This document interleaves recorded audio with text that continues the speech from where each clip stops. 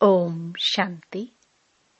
1 फरवरी 2025। बाबा के महावाक्य। मीठे बच्चे, तुम आत्माओं का स्वधर्म शांति है। तुम्हारा देश शांति धाम है। तुम आत्मा शांत स्वरूप हो, इसलिए तुम शांति मांग नहीं सकते। प्रश्न: तुम्हारा योग बल कौन सी कमाल करता है? उत्तर: योग बल से तुम सारी दुनिया को पवित्र बनाते हो। तुम कितने थोड़े बच्चे योग बल से यह सारा पहाड़ उठाए सोने का पहाड़ स्थापन करते हो। 5 तत्व सतो प्रधान हो जाते हैं, अच्छा फल देते हैं। सतो प्रधान तत्वों से यह शरीर भी सतो प्रधान होते हैं।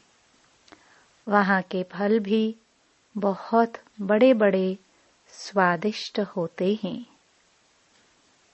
ओम शांति।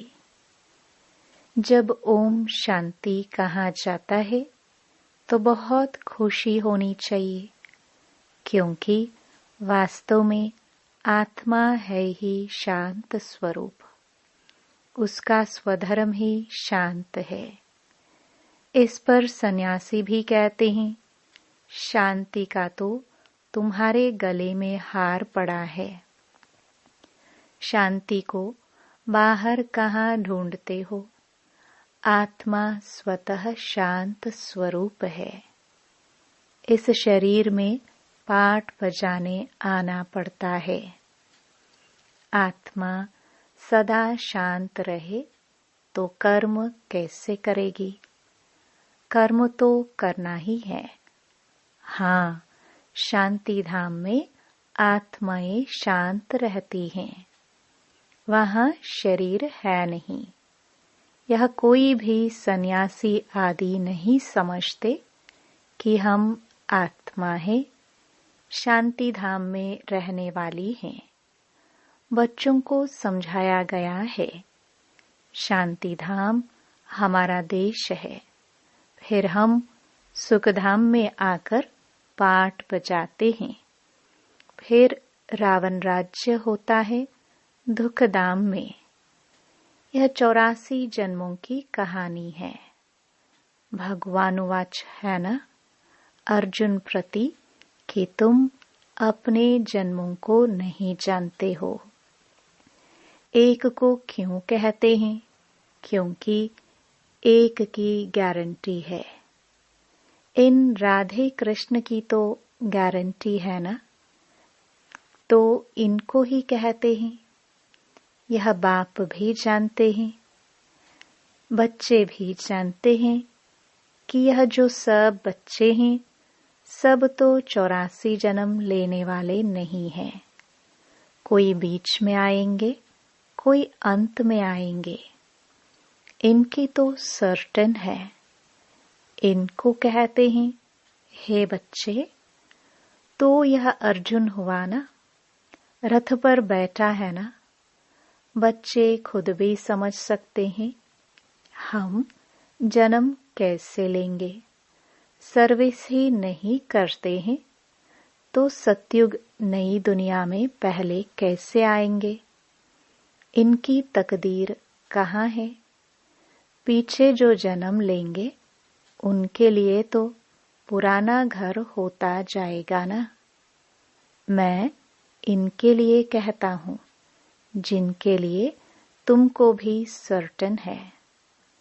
तुम भी समझ सकते हो। मम्मा बाबा 84 जन्म लेते हैं। कुमार का है, जनक है, ऐसे से महारथी जो है वह 84 जन्म लेते हैं। जो सर्विस नहीं करते हैं तो जरूर कुछ जन्म बाद में आएंगे। समझते हैं हम तो नापास हो जाएंगे, पिछाड़ी में आ जाएंगे। स्कूल में दौड़ी पहन निशाने तक आकर फिर वापस लौटते हैं ना। सब एक रस हो ना सके। रेस में जरा पाँव इंच का भी फर्क पड़ता है तो प्लस में आ जाता है। यह भी अश्व रेस है। अश्व घोड़े को कहा जाता है, रथ को भी घोड़ा कहा जाता है। बाकी यह जो दिखाते हैं, दक्ष प्रजापिता ने यज्ञ रचा, उसमें घोड़े को हवन किया, ये सब बातें हैं नहीं। न दक्ष प्रजापिता है, न कोई यज्ञ रचा है।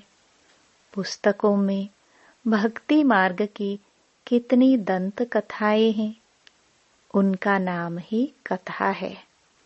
बहुत कथाएं सुनते हैं। तुम तो यह पढ़ते हो, पढ़ाई को कथा थोड़े ही कहेंगे। स्कूल में पढ़ते हैं, एम ऑब्जेक्ट रहती है, हमको इस पढ़ाई से यह नौकरी मिलेगी, कुछ न कुछ मिलता है। अभी तुम बच्चों को देही अभिमानी बहुत बनना है, यही मेहनत है। बाप को याद करने से ही विकर्म विनाश होंगे, खास याद करना होता है। ऐसे नहीं कि मैं तो शिव बाबा का बच्चा हूं ना, फिर याद क्या करे। नहीं, याद करना है अपने को स्टूडेंट समझकर। हम आत्माओं को शिव बाबा पढ़ा रहे हैं, यह भी भूल जाते हैं। शिव बाबा एक ही टीचर है जो सृष्टि के आदि मध्य अंत का राज सुनाते हैं, यह भी याद नहीं रहता है। हर एक बच्चे को अपने दिल से पूछना है कि कितना समय बाप की याद ठहरती है। जास्ती टाइम तो बाहर मुक्ता में ही जाता है, यह याद ही मुख्य है। इस भारत के योग की ही बहुत महिमा है, परंतु योग कौन सिखलाते हैं, यह किसको पता नहीं है। गीता में श्री कृष्ण का नाम डाल दिया है। अब श्री कृष्ण को याद करने से तो एक भी पाप नहीं कटेगा, क्योंकि वह तो शरीरधारी है, 5 तत्वों का बना हुआ है। उनको याद किया तो गोया मिट्टी को याद किया, 5 तत्वों को याद किया। शिव बाबा तो अशरीरी है, इसलिए कहते हैं अशरीरी बनो, मुझ बाप को याद करो। कहते भी हो हे पतित पावन, वह तो एक हुआ ना। युक्ति से पूछना चाहिए, गीता का भगवान कौन? भगवान रचयिता तो एक होता है। अगर मनुष्य अपने को भगवान कहलाते भी हैं तो ऐसे कभी नहीं कहेंगे कि तुम सब हमारे बच्चे हो। या तो कहेंगे तत्त्वम, या कहेंगे ईश्वर सर्वव्यापी है, हम भी भगवान, तुम भी भगवान, जिधर देखता हूं तू ही तू है। पत्थर में भी तू ऐसे कह देते, तुम हमारे बच्चे हो, यह कह नहीं सकते। यह तो बाप ही कहते हैं, हे मेरे लाडले रूहानी बच्चों। ऐसे और कोई कह ना सके। मुसलमान को अगर कोई कहे मेरे लाडले बच्चों तो थप्पड़ मार दे। यह एक ही पारलौकिक बाप कह सकते हैं, और कोई सृष्टि के आदि मध्य अंत का ज्ञान दे ना सके। 84 के सीढ़ी का राज कोई समझा ना सके सिवाय निराकार बाप के। उनका असली नाम ही है शिव। यह तो मनुष्यों ने अताह नाम रख दिए हैं। अनेक भाषाएं हैं, तो अपनी अपनी भाषा में नाम रख देते हैं। जैसे बॉम्बे में बबुलनाथ कहते हैं, परंतु वह अर्थ थोड़े ही समझते। तुम समझते हो, कांटों को फूल बनाने वाला है।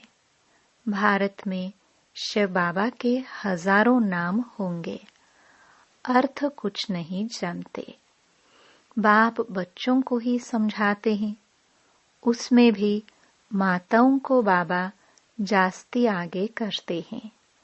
आजकल फीमेल्स का मान भी है, क्योंकि बाप आए हैं ना। बाप माताओं की महिमा ऊंच करते हैं। तुम शिव शक्ति सेना हो, तुम ही शिव बाबा को जानते हो। सच तो एक ही है, गाया भी जाता है, सच की बेड़ी हिले डुले डूबे नहीं। तो तुम सच्चे हो, नई दुनिया की स्थापना कर रहे हो। बाकी झूठी बेड़ियां सब खत्म हो जाएंगी। तुम भी कोई यहाँ राज्य करने वाले नहीं हो। तुम फिर दूसरे जन्म में आकर राज्य करेंगे। यह बड़ी गुप्त बातें हैं जो तुम ही जानते हो। यह बाबा ना मिला होता तो कुछ भी नहीं जानते थे, अभी जाना है। यह है युधिष्ठिर, युद्ध के मैदान में बच्चों को खड़ा करने वाला। यह है नॉन वायलेंस, अहिंसक। मनुष्य हिंसा समझ लेते हैं, मारामारी को। बाप कहते हैं, पहली मुख्य हिंसा तो काम कटारी की है। इसलिए काम महाशत्रु कहाँ है, इन पर ही विजयी पानी है। मूल बात है ही काम विकार की। पतित माना विकारी। विकारी कहाँ ही जाता है, पतित बनने वाले को, जो विकार में जाते हैं। क्रोध करने वाले को ऐसे नहीं कहेंगे कि यह विकारी है। क्रोधी को क्रोधी, लोभी को लोभी कहेंगे। देवताओं को निर्विकारी कहा जाता है। देवताएं निर्लोभी, निर्मोही, निर्विकारी हैं। वह कभी विकार में नहीं जाते। तुमको कहते हैं, विकार बिगर बच्चे कैसे होंगे? उन्हों को तो निर्विकारी मानते हो ना। वह है ही वाइसलेस दुनिया। द्वापर कलयुग है विशेष दुनिया। खुद को विकारी, देवताओं को निर्विकारी कहते तो है ना। तुम जानते हो, हम भी विकारी थे, अब इन जैसा निर्विकारी बन रहे हैं। इन लक्ष्मी नारायण ने भी याद के बल से यह पद पाया है, फिर पा रहे हैं। हम ही देवी देवता थे। हमने कल्प पहले ऐसा राज्य पाया था, जो गवाया फिर हम पा रहे हैं। यही चिंतन बुद्धि में रहे तो भी खुशी रहेगी। परंतु माया यह स्मृति भुला देती है। बाबा जानते हैं, तुम स्थायी याद में रह नहीं सकेंगे। तुम बच्चे अडोल बन याद करते रहो तो जल्दी कर्मातीत अवस्था हो जाए और आत्मा वापस चली जाए। परंतु नहीं, पहले नंबर में तो यह जाने वाला है। फिर है शिव बाबा की बारात। शादी में माताएं मिट्टी के मटके में ज्योति जगाकर ले जाती है ना, यह निशानी है। शिव बाबा साजन तो सदा जागती ज्योत है। बाकी हमारी ज्योति जगाई है। यहाँ की बात फिर भक्ति मार्ग में ले गए हैं। तुम योग बल से अपनी ज्योति जगाते हो। योग से तुम पवित्र बनते हो। ज्ञान से धन मिलता है। पढ़ाई को सोर्स ऑफ इनकम कहा जाता है ना। योग बल से तुम खास भारत और आम सारे विश्व को पवित्र बनाते हो। इसमें कन्याएं बहुत अच्छी मददगार बन सकती हैं। सर्विस कर ऊंच पद पाना है। जीवन हीरे जैसा बनाना है, कम नहीं। गाया जाता है फॉलो फादर मदर, सी मदर फादर और अनन्य ब्रदर्स सिस्टर्स। तुम बच्चे प्रदर्शनी में भी समझा सकते हो कि तुमको 2 फादर हैं, लौकिक और पारलौकिक। इसमें बड़ा कौन? बड़ा तो जरूर बेहद का बाप हुआ ना। वर्षा उनसे मिलना चाहिए। अभी वर्षा दे रहे हैं, विश्व का मालिक बना रहे हैं। भगवान वाच तुमको राजयोग सिखाता हूँ, फिर तुम दूसरे जन्म में विश्व के मालिक बनेंगे। बाप कल्प कल्प भारत में आकर भारत को बहुत साहूकार बनाते हैं। तुम विश्व के मालिक बनते हो इस पढ़ाई से। उस पढ़ाई से क्या मिलेगा? यहाँ तो तुम हीरे जैसा बनते हो 21 जन्म लिए। उस पढ़ाई में रात दिन का फर्क है। यह तो बाप टीचर गुरु एक ही है। तो बाप का वर्षा, टीचर का वर्षा और गुरु का वर्षा सब देते हैं। अब बाप कहते हैं देह सहित सबको भूलना है। आप मुए मर गई दुनिया। बाप के एडॉप्टेड बच्चे बने, बाकी किसको याद करेंगे? दूसरों को देखते हुए जैसे कि देखते नहीं। पाठ में भी आते हैं, परंतु बुद्धि में है अब हमको घर जाना है, फिर यहाँ आकर पाठ बजाना है। यह बुद्धि में रहे तो भी बहुत खुशी रहेगी। बच्चों को देहभान छोड़ देना चाहिए। यह पुरानी चीज यहाँ छोड़नी है। अब वापस जाना है। नाटक पूरा होता है। पुरानी सृष्टि को आग लग रही है। अंधे की औलाद अंधे अज्ञान नींद में सोए पड़े हैं। मनुष्य तो समझेंगे यह सोया हुआ मनुष्य दिखाया है, परंतु यह अज्ञान नींद की बात है जिससे तुम जगाते हो। ज्ञान अर्थात दिन है सतयुग, अज्ञान अर्थात रात है कलयुग। यह बड़ी समझने की बातें हैं। कन्या शादी करती है तो मात पिता सासू ससुर आदि भी याद आएगा, उनको भूलना पड़े। ऐसे भी युगल है जो सन्यासियों को दिखाते हैं।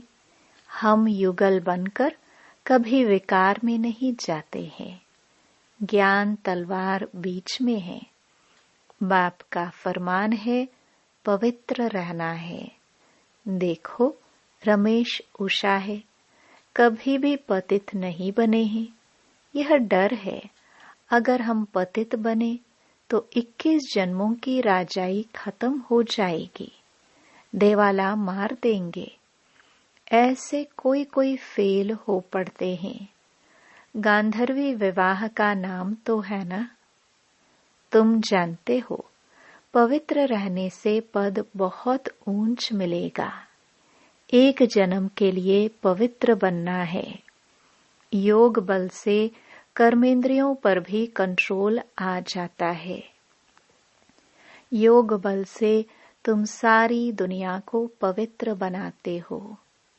तुम कितने थोड़े बच्चे योग बल से यह सारा पहाड़ उड़ाए सोने का पहाड़ स्थापन करते हो। मनुष्य थोड़े ही समझते हैं। वह तो गोवर्धन पर्वत पिछाड़ी परिक्रमा देते रहते हैं। यह तो बाप ही आकर सारी दुनिया को गोल्डन एज्ड बनाते हैं।